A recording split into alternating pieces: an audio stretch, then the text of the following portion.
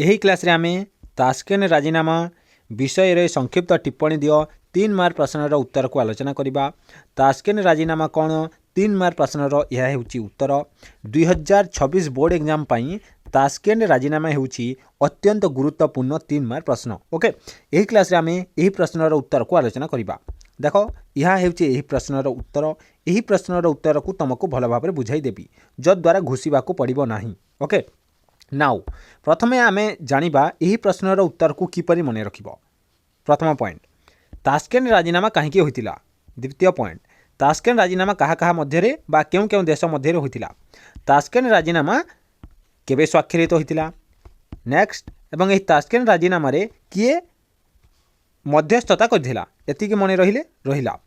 तापरे एही तास्केन राजीनामा जो मुख्य शर्त थिला सेही शर्त गुडी को मने रखिबो। बुझी पारिलो एतिके सुनो।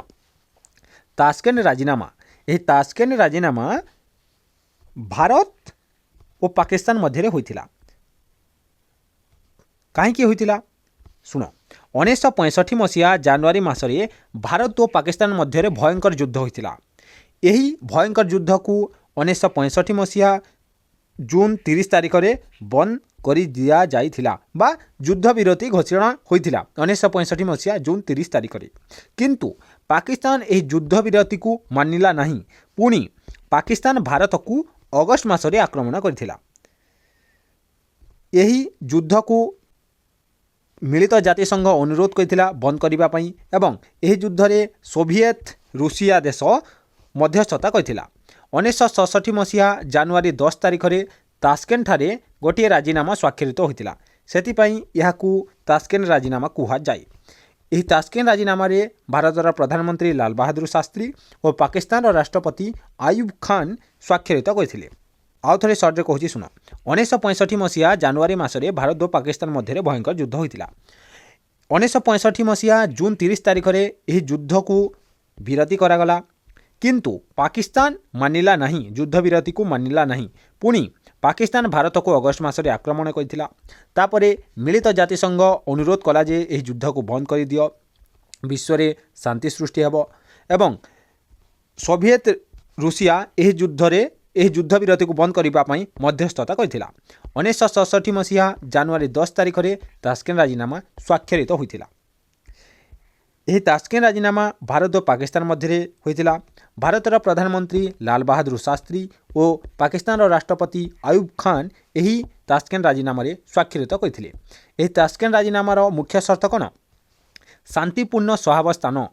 भारत और पाकिस्तान देश शांति भावरे एवं प्रेम रे सहावस्थान करिवे जद्वारा दुनिया रे शांति बजाय रही पारिबो। शांतिपूर्ण सहावस्थान हेउछि तास्केन राजीनामार गोटे शर्त एवं शांतिपूर्ण सहावस्थान कले दुई देश मध्य संपर्कर उन्नति मध्य आसिबो एवं दुई देश मध्य संपर्कर उन्नति आसिले दुई देश एवं आखपाखरे थिबा पड़ोसी देश माने मध्य भल भाव संपर्क प्रतिष्ठा करि पारिबे। ओके, उत्तम पड़ोसी संपर्क प्रतिष्ठा हेउछि मध्य तास्केन राजीनामार गोटे शर्त। नेक्स्ट, एवं जदि कौनसी समस्या उपजिला से समस्या को द्विपाक्षिक भाव में बा दुई देश कथबार्ता माध्यम शांतिपूर्ण भाव में समाधान करिवे। शांतिपूर्ण सहावस्थान, संपर्कर उन्नति, उत्तम पड़ोसी संपर्क प्रतिष्ठा, द्विपाक्षिक समस्यार शांतिपूर्ण समाधान हेउछि तास्केन राजीनामार मुख्य शर्त। ओके, किंतु एही तास्केन राजीनामा दुई देश मध्य संपर्क रे किछिटा उन्नति आनिथिला किंतु शांति प्रतिष्ठा करि पारि नथिला। ओके, आशा करूँ यही प्रश्नर उत्तर को तुम भल भाव में बुझी पारिथिबो। आउ थरे सर्ट कहबी कि ना बोर हो गलानी। आउ थरे कहूची सुनो। 3 मार्क जदि प्रश्न आसिला 3 रु 3 फुल मार्क पाइबो। भल भाव में सुनो। तास्केन राजीनामा 1967 मसीहा जनवरी 10 तारिख रे स्वाक्षरित होइतिला। भारतर प्रधानमंत्री लाल बहादुर शास्त्री और पाकिस्तान राष्ट्रपति आयुब खान यही तास्केन राजीनामा रे स्वाक्षरित करथिले। एही तास्केन राजीनामा रे सोवियत रूसिया मध्यस्थता करथिला। काहेकि एही तास्केन राजीनामा होइतिला? 1965 मसीहा रे भारत और पाकिस्तान मध्य भयंकर युद्ध होइतिला। ଏହି ଯୁଦ୍ଧକୁ ସମାପ୍ତ କରିବା ପାଇଁ ବା ଏହି ଯୁଦ୍ଧକୁ ବନ୍ଦ କରିବା ପାଇଁ ଏହି ତାସ୍କେଣ୍ଟ ରାଜିନାମା ସ୍ୱାକ୍ଷରିତ ହୋଇଥିଲା। ଏହି ତାସ୍କେଣ୍ଟ ରାଜିନାମାର ଯେଉଁ ମୁଖ୍ୟ ସର୍ତ୍ତ ହେଉଛି ଏହି ସର୍ତ୍ତଗୁଡ଼ିକୁ ଆମେ ପଢ଼ି ସାରିଛେ। ଓକେ, ଏହି ତାସ୍କେଣ୍ଟ ରାଜିନାମା ଦୁଇ ଦେଶ ମଧ୍ୟରେ କିଛିଟା ଉନ୍ନତି ଆଣିଥିଲା, କିନ୍ତୁ ଦୁଇ ଦେଶ ମଧ୍ୟରେ ଶାନ୍ତି ପ୍ରତିଷ୍ଠା କରିପାରି ନଥିଲା। ଆଶା କରୁଛି ଏହି ପ୍ରଶ୍ନର ଉତ୍ତରକୁ ତୁମେ ଭଲ ଭାବରେ ବୁଝିପାରିଥିବ। ତାସ୍କେଣ୍ଟ ରାଜିନାମା ପ୍ରଶ୍ନ ପଢ଼ିଲେ କ'ଣ ଲେଖିବ? ଇଣ୍ଟ୍ରୋଡକ୍ସନରେ 1965 ମସିହା ଜାନୁଆରୀ ମାସରେ ଭାରତ ଓ ପାକିସ୍ତାନ ମଧ୍ୟରେ ଯୁଦ୍ଧ ହେଲା। 1965 ମସିହା ଜୁନ୍ 30 ତାରିଖରେ ଯୁଦ୍ଧ ବିରତି ହେବା ପରେ ପୁଣି ପାକିସ୍ତାନ ଭାରତକୁ ଅଗଷ୍ଟ ମାସରେ ଆକ୍ରମଣ କଲା। ମିଳିତ ଜାତିସଂଘର ଅନୁରୋଧ କ୍ରମେ ସୋଭିଏତ ରୁଷିଆର ମଧ୍ୟସ୍ଥତାରେ 1967 ମସିହା ଜାନୁଆରୀ 10 ତାରିଖରେ ତାସ୍କେଣ୍ଟଠାରେ ଏକ ରାଜିନାମା ସ୍ୱାକ୍ଷରିତ ହୋଇଥିଲା। ଏହି ରାଜିନାମାକୁ ତାସ୍କେଣ୍ଟ ରାଜିନାମା କୁହାଯାଏ। ଭାରତର ପ୍ରଧାନମନ୍ତ୍ରୀ ଲାଲ ବାହାଦୁର ଶାସ୍ତ୍ରୀ ଓ ପାକିସ୍ତାନର ରାଷ୍ଟ୍ରପତି ଆୟୁବ ଖାନ ଏହି ରାଜିନାମାରେ ସ୍ୱାକ୍ଷର କରିଥିଲେ। ଏହାର ମୁଖ୍ୟ ସର୍ତ୍ତମାନ ଥିଲା। ତାପରେ ଏହି ନମ୍ବର ଗୁଡ଼ିକ ଦେବ ଏବଂ ଏହାର ମୁଖ୍ୟ ସର୍ତ୍ତଗୁଡ଼ିକୁ ଲେଖିବ। ଦୁଇ ଦେଶ ମଧ୍ୟରେ ଶାନ୍ତିପୂର୍ଣ୍ଣ ସହାବସ୍ଥାନ, ଦୁଇ ଦେଶ ମଧ୍ୟରେ ସମ୍ପର୍କର ଉନ୍ନତି, ଉତ୍ତମ ପଡ଼ୋଶୀ ସମ୍ପର୍କ, ଦ୍ୱିପାକ୍ଷିକ ସମସ୍ୟାର ଶାନ୍ତିପୂର୍ଣ୍ଣ ସମାଧାନ ଥିଲା ଏହି ତାସ୍କେଣ୍ଟ ରାଜିନାମାର ମୁଖ୍ୟ ସର୍ତ୍ତ। ଲାଷ୍ଟରେ ଏହି ଗୋଟିଏ ଲାଇନ୍କୁ ଲେଖିବ।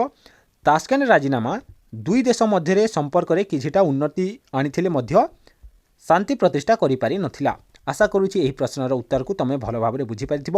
ବର୍ତ୍ତମାନ ଏହାକୁ ନୋଟ୍ କରିନିଅ ଏବଂ ବାରମ୍ବାର ତୁମେ ପ୍ରାକ୍ଟିସ୍ କର। ଓକେ, ବର୍ତ୍ତମାନ ଆମେ ଏହି କ୍ଲାସ୍ର ଗୁରୁତ୍ୱପୂର୍ଣ୍ଣ ସର୍ଟ କ୍ୱେଶ୍ଚନ୍କୁ ଦେଖିବା। ପ୍ରଥମ ସର୍ଟ କ୍ୱେଶ୍ଚନ୍, ତାସ୍କେଣ୍ଟ ରାଜିନାମା କେବେ ସ୍ୱାକ୍ଷରିତ ହୋଇଥିଲା? ଏହାର ଉତ୍ତର କ'ଣ ହେବ? 1967 ମସିହା ଜାନୁଆରୀ 10 ତାରିଖରେ ତାସ୍କେଣ୍ଟ ରାଜିନାମା ସ୍ୱାକ୍ଷରିତ ହୋଇଥିଲା। ନେକ୍ସଟ, ତାସ୍କେଣ୍ଟ ରାଜିନାମା କେଉଁ କେଉଁ ଦେଶ ମଧ୍ୟରେ ହୋଇଥିଲା? ଭାରତ ଓ ପାକିସ୍ତାନ ମଧ୍ୟରେ ତାସ୍କେଣ୍ଟ ରାଜିନାମା ହୋଇଥିଲା। ଓକେ, ଏହିପରି ସର୍ଟ କ୍ୱେଶ୍ଚନ୍ ଆସିଥାଏ। ପଞ୍ଚଶୀଳ ନୀତି କେଉଁ କେଉଁ ଦେଶ ମଧ୍ୟରେ ହୋଇଥିଲା? ଭାରତ ଓ ଚୀନ ଦେଶ ମଧ୍ୟରେ ପଞ୍ଚଶୀଳ ନୀତି ସ୍ୱାକ୍ଷରିତ ହୋଇଥିଲା। ଏଗୁଡ଼ିକ ତୁମେ ସବୁ ମନେ ରଖିବ। ଓକେ, आशा करुँची यही क्लास को तुम भल भाव में बुझीपार। क्लास जब भल लगे क्लास को गोटे लाइक करी चैनल को सब्सक्राइब कर दियो एवं आम चैनल प्लेलिस्ट को जाई तुम सबू क्लास गुड़ी को देखनी तुम सिलेबस जल्दी सर तुम बोर्ड एग्जाम भल हे बुझीपार। यहीपरि भाव में आम अन्य टॉपिक रो मध्य 2 मार्क 3 मार्क और लॉन्ग क्वेश्चन को डिस्कसन करी तुम चैनल प्लेलिस्ट को जाकि देखिपार।